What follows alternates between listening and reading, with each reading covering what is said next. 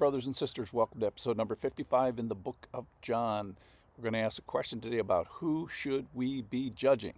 So in John, Jesus does some hard teaching. He basically calls evil evil.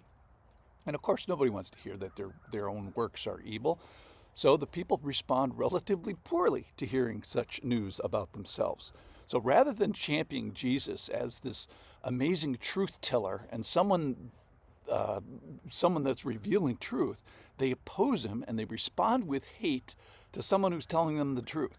So ironically, they're more mad at Jesus for telling them that they're evil than they are for being evil. So that is to say that you mean to tell me that you telling me that I am evil is viewed as a greater crime than actually being evil. So we'll see some good responses to Jesus here today in today's story too. But the point is, it's all over the map, and some of it's accurate and some of it's not. Now, everybody gets to believe what they wish, but only one reality is true. So the question is does your belief system match up with the reality? So the charge is about judgment, which is kind of our theme today, is let's get our judgment correct internally of him, make it accurate of who he actually is, and then our judgment externally as well. So whether you in particular believe in Jesus doesn't change the reality of who he is.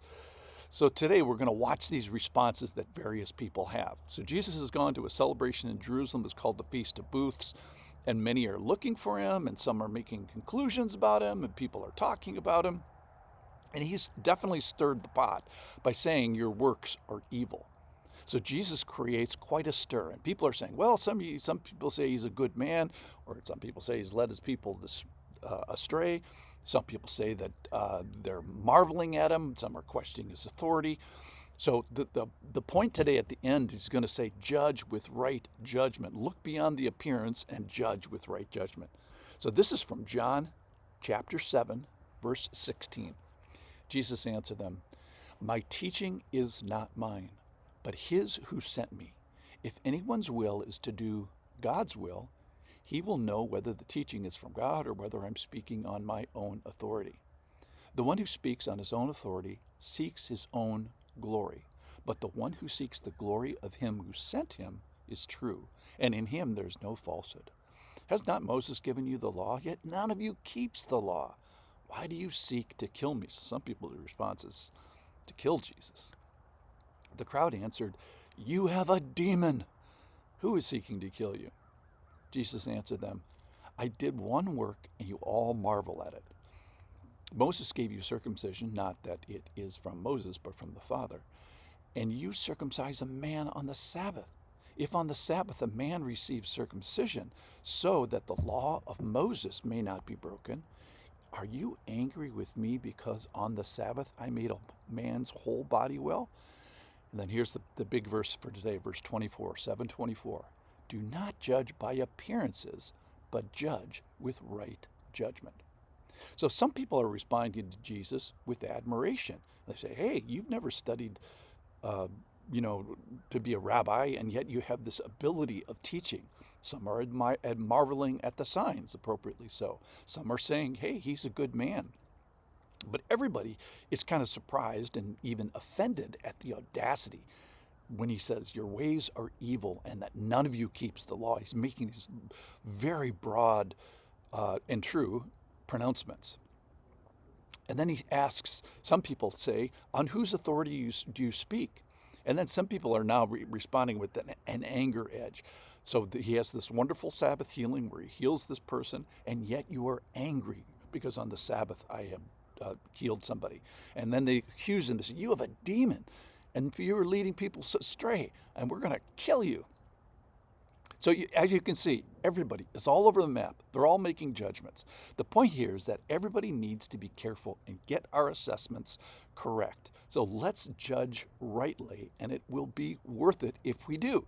So the big point is Jesus has come down with truth into our world. And what am I going to do with it? Well, first of all, we got to hear it.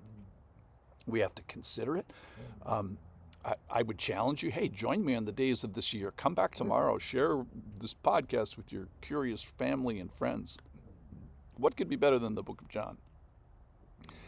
It's not that Jesus doesn't invite inspection of himself, an interrogation of the text. In fact, he invites it, but he says, do it correctly. Judge with right judgment. And so how do we do that? Well, we start with ourselves. So before we judge others, which is so much fun to do, judge ourselves, who we are we sinners? And then judge him correctly. Who is the Lord? Let's do it rightly and accurately. He invites a little bit of wrestling. Jesus says, hey, you're evil and you want to kill him? That's not the right response. You want to kill your rescuer? You want to kill Jesus, he would actually means that he rescues? He invites that you come, examine his claim, because he's going to say other claims. He's going to say things like, I love you. There's all kinds of stuff here that we need to put ourselves before Jesus. And then we got to respond correctly. So discipline your emotions. So hold off, Mr. Anger. Hold off, Mr. Killer. So when he says something unpalatable, or something unpalatable is exposed, usually that's in me, let's say in the text today, I'm evil. Well, anger and killing, no, let's hold on. How about grief? There are appropriate ways to respond to the things that Jesus have said here besides, trying to kill him. Let the reality strike you and slay us. So here's my prayer for this next year. May our exposure to Jesus be frequent. May our thoughts be accurate in judgment. Let's judge with right judgment as he invites us. Not of others. Eventually we'll do that, but of ourselves first. That's what he's really asking today. And I don't see a whole lot of grief in the passage today, but let's let our grief for this next year, let that be real. May our admiration of the things that Jesus has done be appropriate. May our respect for your teachings be boundless. And may what is said of him by my lips be true. May our response to your authenticness via signs let it be awe for us. May we be humble as we hear the audacity of the statements that you have made. May I be more in love with the word and your people for this year. So let's judge ourselves first. Let's judge him right off the bat. Let's do that rightly. We'll have time for judging others later. Thanks for listening.